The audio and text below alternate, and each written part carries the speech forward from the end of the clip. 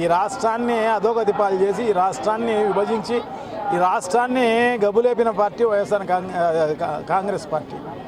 ఈ రాష్ట్రాన్ని గబులేపిన party YSR Congress party.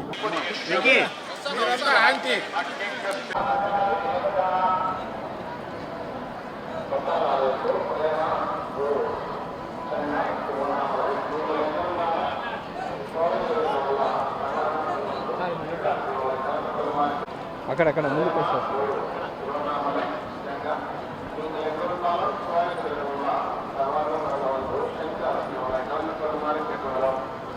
Naveen గారు పట్నం మీరు ఎక్కడన్నాను శ్రీవారి ఆలయంగా ఉన్న ప్రసాద కేంద్రానికి వచ్చి ఉమాగాన్ని కలుసుకోవాల్సిందిగా కోరుతున్నాము. నవీన్ గారు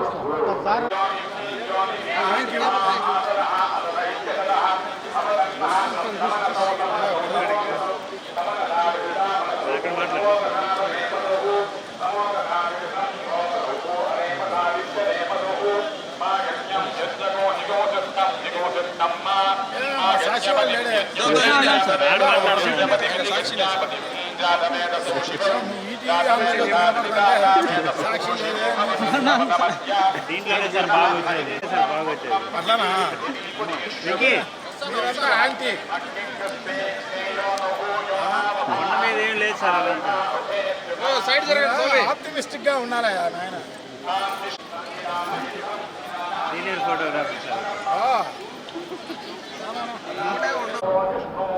దర్శనం సూపర్గా జరిగింది. మంచిగా దేవుడి ఆశీర్వాదం కోసం వచ్చాం. వైఎస్ఆర్ కాంగ్రెస్ పార్టీ అధికారంలోకి రావాలి, జగన్మోహన్ రెడ్డి గారు మళ్ళీ ముఖ్యమంత్రి కావాలి. సో ఈ రాష్ట్రం సుభిక్షంగా ఉండాలి, మంచిగా బాగా వర్షాలు పడి పంటలు పండి రైతు కార్మికులందరూ కూడా సుఖంగా సవ్యంగా సంతోషాలతో జీవించాలి అని చెప్పేసి కోరుకుంటూ దేవుని ప్రార్థన చేయడం జరిగింది. ఇట్లకు 175 సీట్లు వస్తాయి.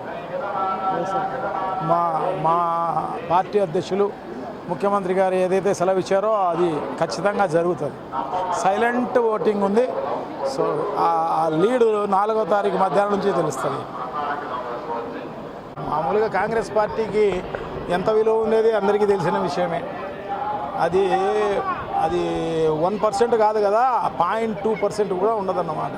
ఆ ప్రభావం ఏమీ లేదు. అదంతా వైఎస్ఆర్ కాంగ్రెస్ పార్టీ అధికారంలోకి వచ్చేది గ్యారంటీ. మా అవినాష్ రెడ్డి గారు పెద్ద లీడింగ్తో గెలిచేది గ్యారంటీ. ఇలా నిలబడు, ఇంకా ఎవరైనా నిలబడు. కాంగ్రెస్ పార్టీ పరిస్థితి అది. ఈ రాష్ట్రాన్ని అధోగతి పాలు చేసి ఈ రాష్ట్రాన్ని విభజించి ఈ రాష్ట్రాన్ని గబులేపిన party YSR Congress party. So Congress party ఆ రకంగా చేసింది కాబట్టి తప్పకుండా బుద్ధి వచ్చేటట్టుగా చేస్తారన్నమాట.